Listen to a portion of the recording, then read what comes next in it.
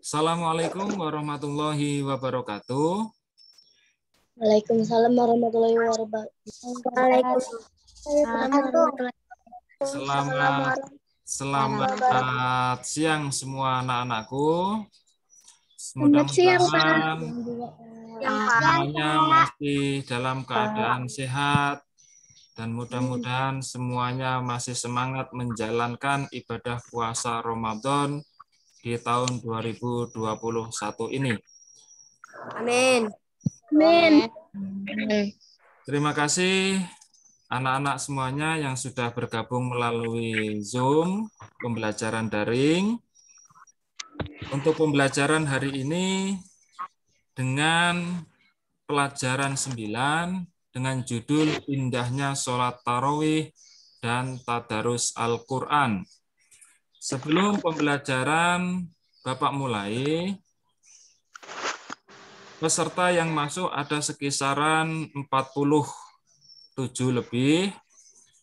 Alhamdulillah 80% bisa mengikuti pembelajaran daring, adapun yang lainnya kemungkinan terkendala dengan sinyal. Tidak apa-apa.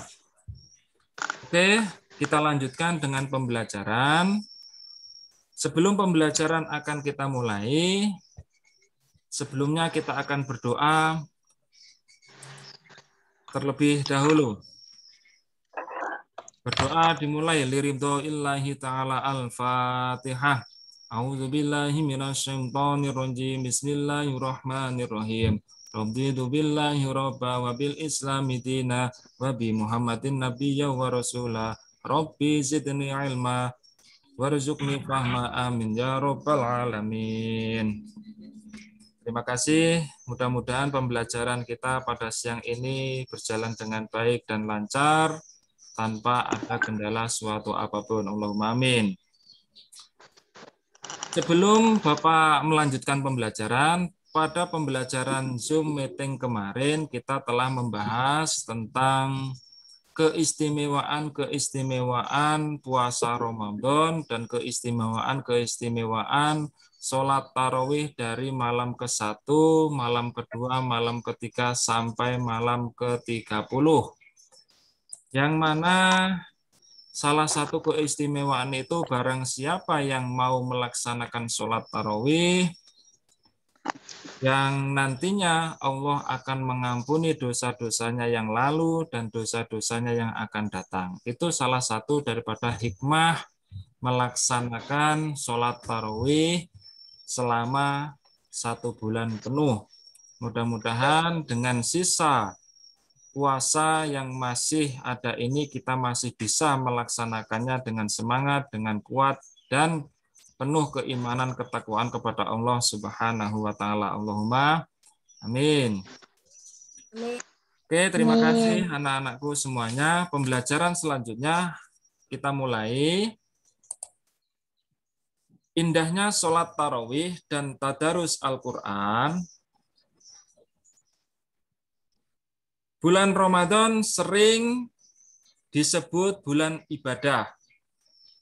Karena pada bulan itu segala aktivitas ibadah dilipat gandakan pahalanya.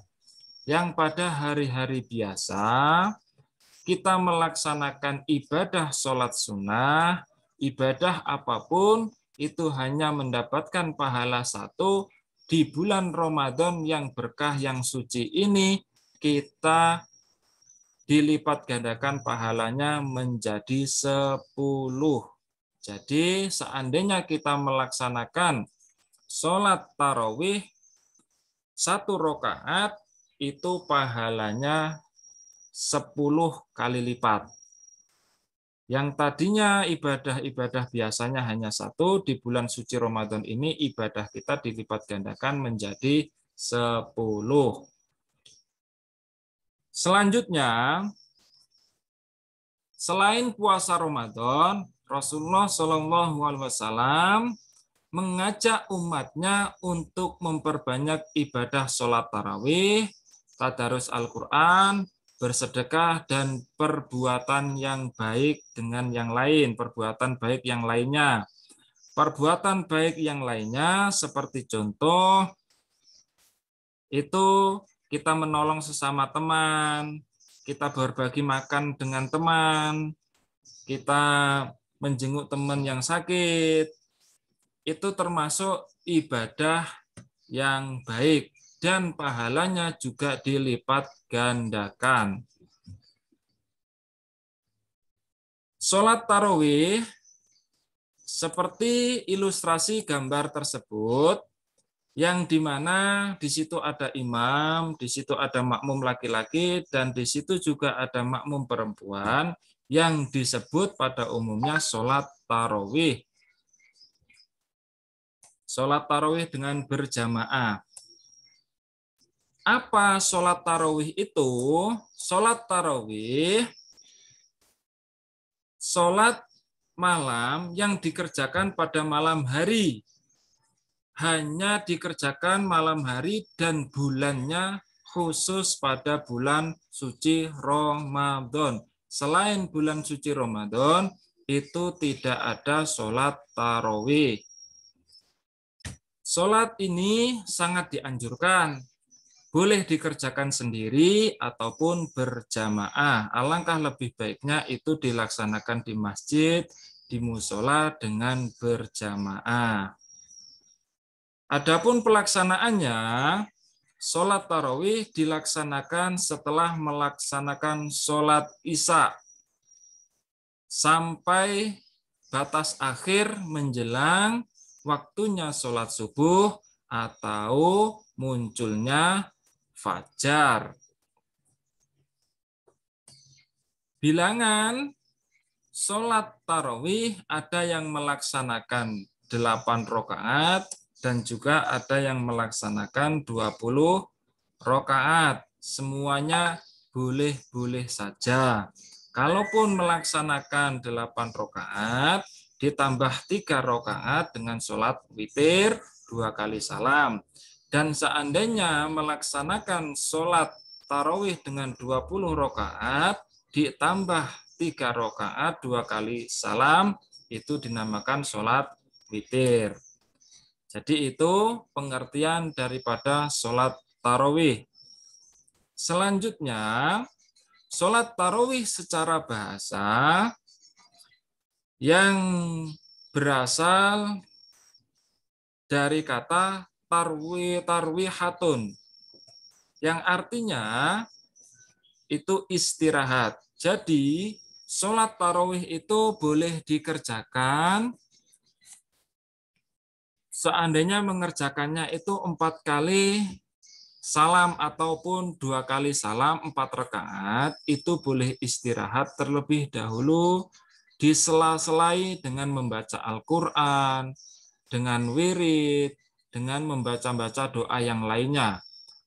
Setelah itu boleh dilanjutkan lagi sholat tarawihnya 2 kali salam, boleh sambil membaca-baca Al-Quran lagi atau wirid-wirid doa-doa yang lainnya. Sampai batas akhir, seandainya mau melaksanakan 8 rakaat, berarti ya sampai 8 rakaat. Kalau mau melaksanakan 20 rakaat, berarti ya 20 rakaat. Seperti itu.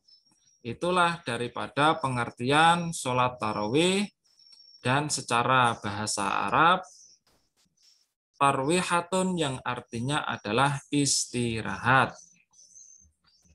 Selanjutnya, bagaimana cara mengerjakannya? Pada masa Nabi Shallallahu Alaihi Wasallam, sholat tarawih dikerjakan sama seperti sholat sunnah biasanya.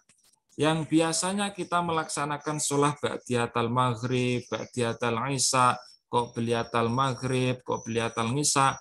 Itu kalau sholat tarawih sama saja kita melaksanakan seperti itu, hanya waktunya ditentukan.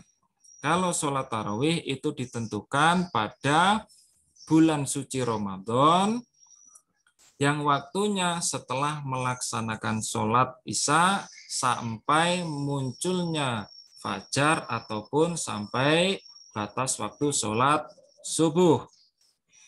Nabi mengerjakan 8 rakaat dengan 2 rakaat 1 salam. Selanjutnya dilanjutkan dengan sholat witir sebanyak 3 rakaat. Dan Nabi pun juga mengerjakan sholat tarawih sebanyak 20 rakaat. Ditambah lagi 3 rakaat sholat witir sebanyak 23.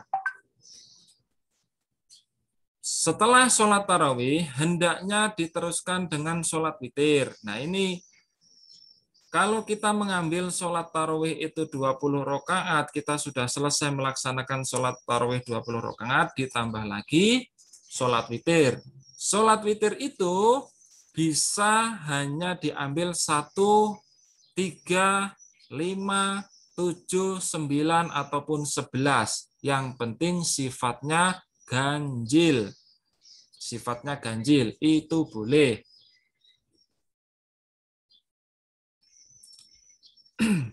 Sholat tarawih memang indah dan menyenangkan. Maka dari itu, di bulan suci Ramadan ini,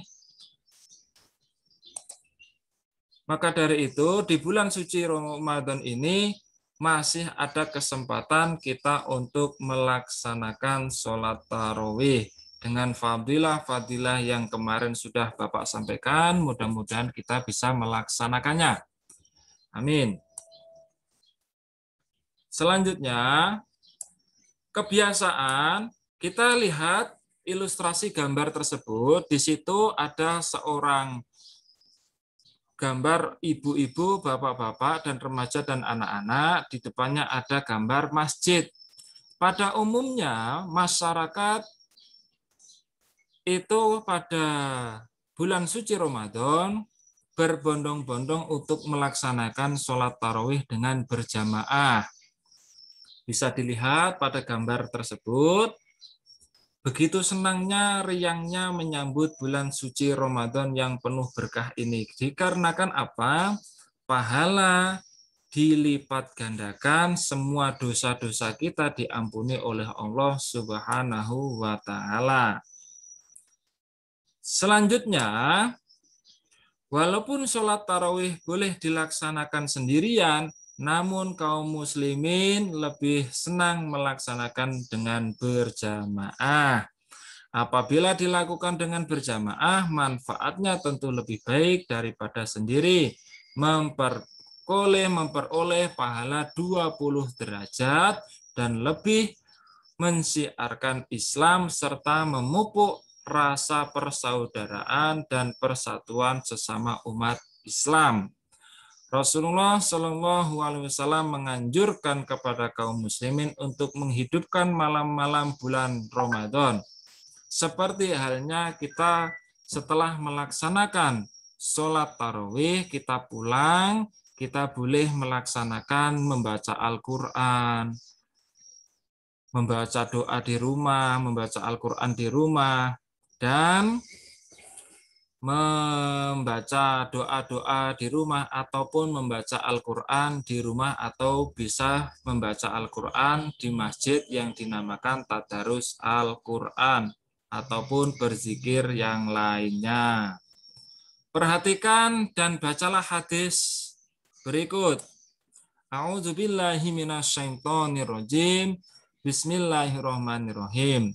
Man qoma ramadhana imanan wahtisaban ghufira lahu ma taqaddama min dzambih. Rawahul Bukhari Muslim, yang diriwayatkan oleh Imam Bukhari dan Muslim, yang artinya barang siapa yang mengerjakan sholat malam pada bulan Ramadan karena iman dan takwa kepada Allah Subhanahu wa Ta'ala dan karena mengharapkan pahala, maka akan diampuni baginya dosa yang telah lalu.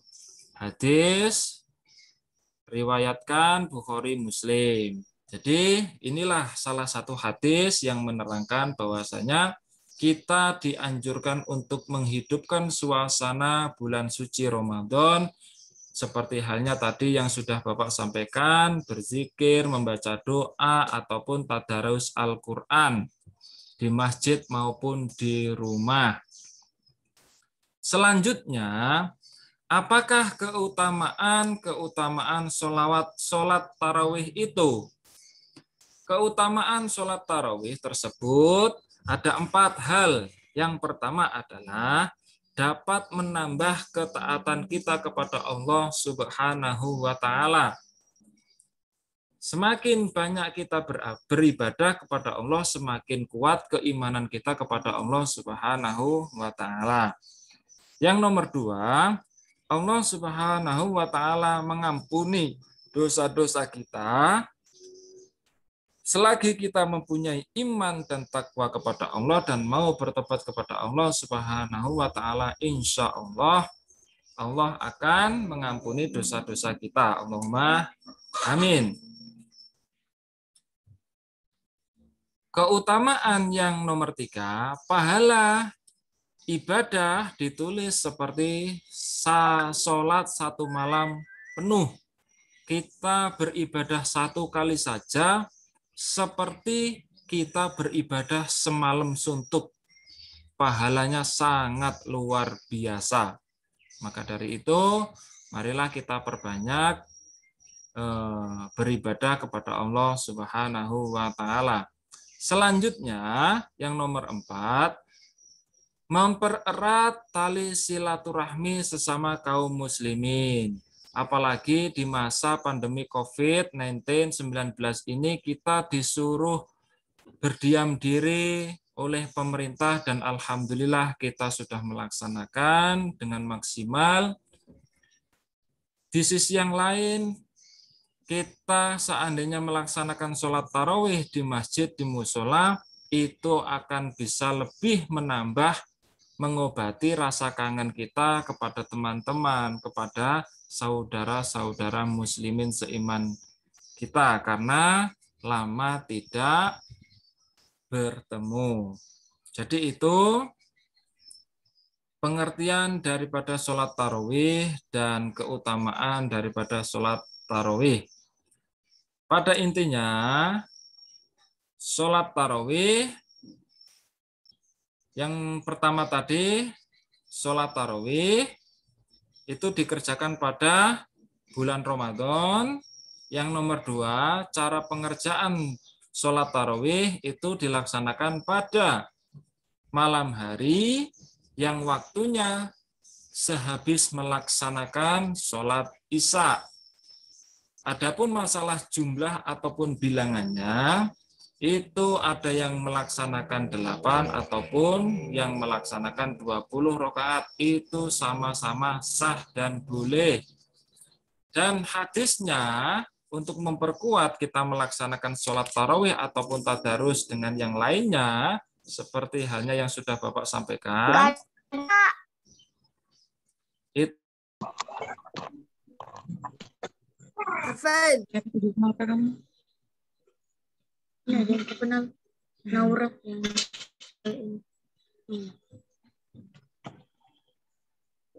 sekelas terus ya.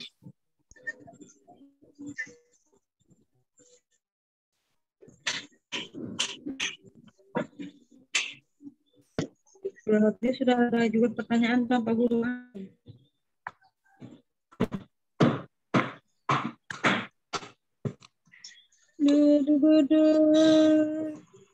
Masih mau kamu suruh kita ke sini? Ya.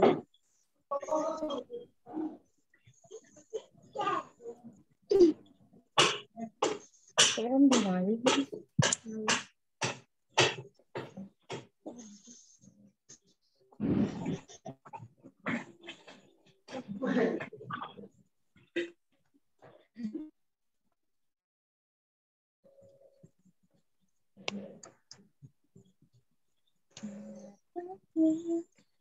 Nasmarun kering. Bagus lah kalau Kering sudah.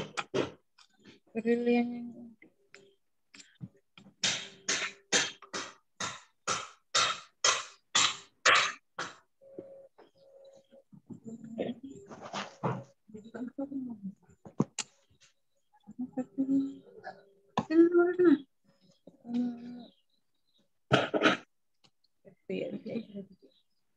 Belum selesai, bodoh.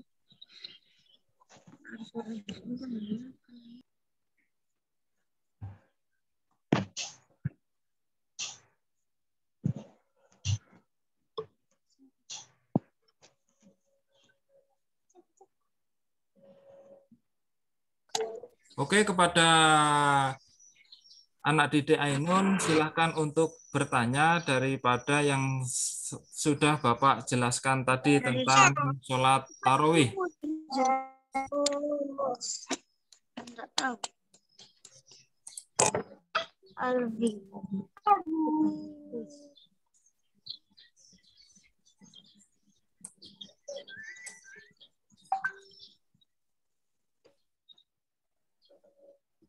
Silahkan, Ainun. Iya. Berapa rakaat jumlah sholat tarawih itu, Pak? Oh ya, terima kasih atas pertanyaannya Ainun. Jumlah rakaat sholat tarawih itu pada umumnya boleh dilaksanakan 8 rakaat ditambah 3 rakaat sholat witir. Dan boleh juga dilaksanakan 20 rakaat dan ditambah 3 rakaat sholat witir. Jadi cara pengerjaannya sholat tarawih itu setiap 2 rakaat 1 kali salam. Adapun masalah sholat witir boleh dilaksanakan 1 kali rakaat, 3 kali rakaat, 5 atau 7 atau 9 ataupun 11 rakaat. Itu boleh dilaksanakan. Pada umumnya sholat witir itu hanya dilaksanakan 3 rakaat dengan 2 kali salam. Jadi begitu ya Ainun, sholat tarawih itu ada yang melaksanakan 8 rakaat dan ada juga yang melaksanakan 20 rakaat. Gimana Ainun, paham ya? Paham, Pak. Ya, untuk anak-anak yang lainnya, dari keterangan yang sudah Bapak sampaikan, apakah semua paham? Oh ya, terima kasih.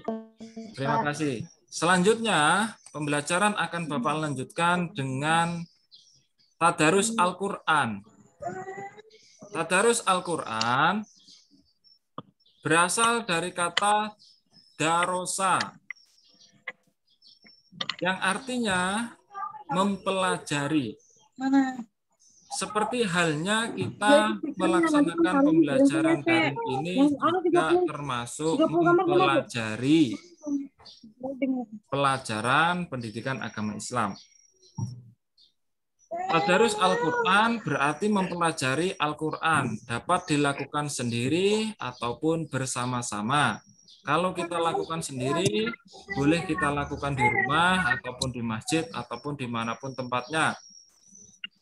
Pada umumnya, kalau di waktu bulan suci Ramadan, tadarus Al-Quran itu dilaksanakan di masjid dengan menggunakan mikrofon. Seperti contoh pada gambar tersebut, bisa dilihat ya semuanya ya anak-anak. Ini ada sekumpulan anak-anak, ada yang mengangkat meja, ada yang membaca Al-Quran. Semuanya menghadap Al-Quran, ada yang membaca Al-Quran, semuanya menghadap Al-Quran.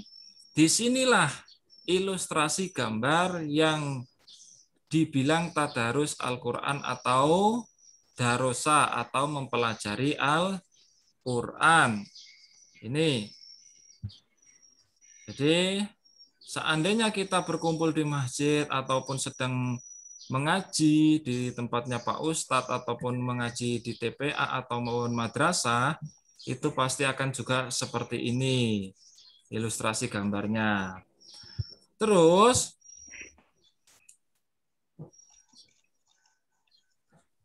mereka tampak ceria dan menyenangkan. Tadarus Al-Quran dengan bersama-sama itu sangat menyenangkan. Karena apa? Temennya banyak sekali. Entah itu dilaksanakan di masjid, ataupun di rumah, ataupun di TPA, ataupun di madrasah. Terus bagaimana tata cara tadarus Al-Quran yang baik? Yang pertama adalah ketika akan membaca Al-Quran hendaknya mengambil air wudhu terlebih dahulu.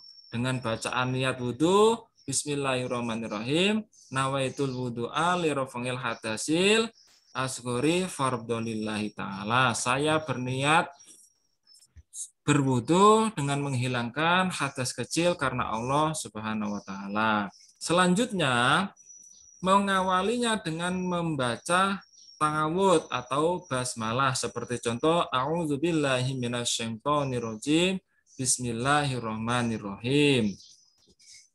Terus dilanjutkan di tempat yang bersih dan suci.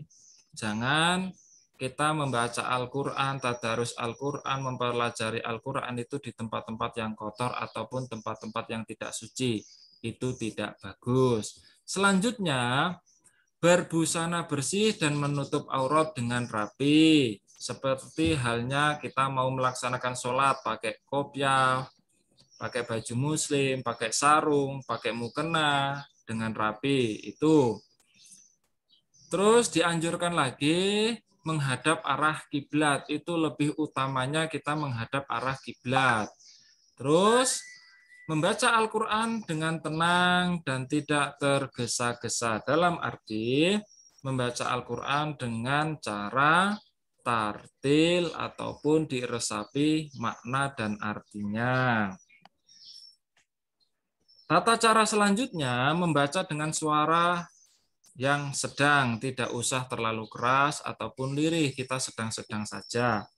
Supaya apa? Tidak terlalu gampang capek. Dan yang selanjutnya, tidak berbicara dan bersenda gurau atau bercanda dengan yang lainnya. Kalau kita sedang mempelajari Al-Quran ataupun membaca Al-Quran, itu hendaknya kita harus tenang, tidak boleh bercanda dengan yang lainnya. Itulah tata cara daripada melaksanakan tadarus Al-Quran yang baik. Selanjutnya anak-anak, apakah manfaat tadarus itu? Manfaat tadarus sendiri adalah ini ada ilustrasi gambar, bisa dilihat, saling berhadapan, tenang suasananya. Manfaat daripada membaca tadarus Al-Quran adalah menumbuhkan kecintaan kita kepada Al-Quran. Kita akan semakin suka membaca Al-Quran. Yang nomor 2, memperlancar bacaan Al-Quran. Kita akan semakin lancar membaca Al-Quran. Siapa itu yang coret-coret? Jangan coret-coret ya. Selanjutnya, manfaat tadarus Al-Quran adalah terlatih membaca dan mencintai Al-Quran. Kalau kita sudah terlatih, seandainya ada orang yang membaca Al-Quran dan itu ada kesalahan, pasti kita akan otomatis bisa menyimaknya dan bisa membetulkannya. Selanjutnya, mendapat pahala yang berlipat ganda dari Allah Subhanahu wa taala, apalagi di bulan suci Ramadan ini. Manfaat selanjutnya memperoleh ilmu tentang Al-Qur'an, entah itu dari bacaannya, entah itu dari makhrajul hurufnya, entah itu dari tajwidnya. Selanjutnya, memperoleh kasih sayang dan kebaikan daripada Allah Subhanahu wa taala. Jadi, itulah pengertian daripada membaca Al-Quran dan tata cara membaca Al-Quran dan manfaat membaca Al-Quran. Dari sini mungkin anak-anakku semuanya keseharian kita sudah biasa kita lakukan. Mudah-mudahan selalu istiqomah. Ada yang bertanya? Kepada saudara Hasbian, silahkan. Bapak persilahkan untuk bertanya.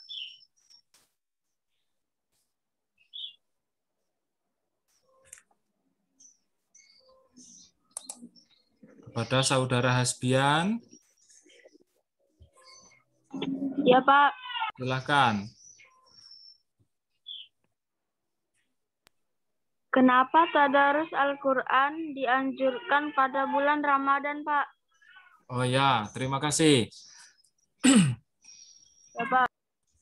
Tadarus Al-Quran, kenapa lebih didominankan pada bulan suci Ramadan? Karena untuk menghidupkan suasana bulan suci Ramadan yang penuh berkah ini, maka kita lebih ditekankan untuk tadarus Al-Quran di masjid, di musola, ataupun di rumah.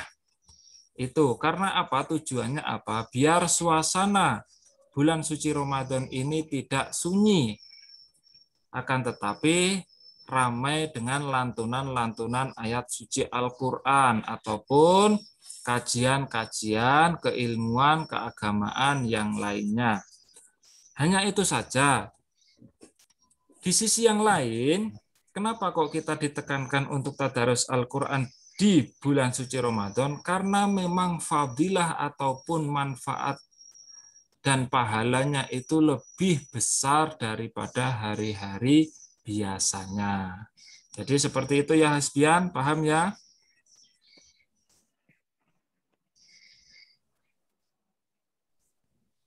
Oke, terima kasih. Mungkin itu pembelajaran daring yang sudah kita jalani, mudah-mudahan akan bermanfaat untuk kita semuanya. Dilanjutkan nanti pertemuan yang akan datang. Untuk hari ini, Bapak tutup pembelajarannya dulu. Akhirul kalam, wassalamualaikum warahmatullahi wabarakatuh.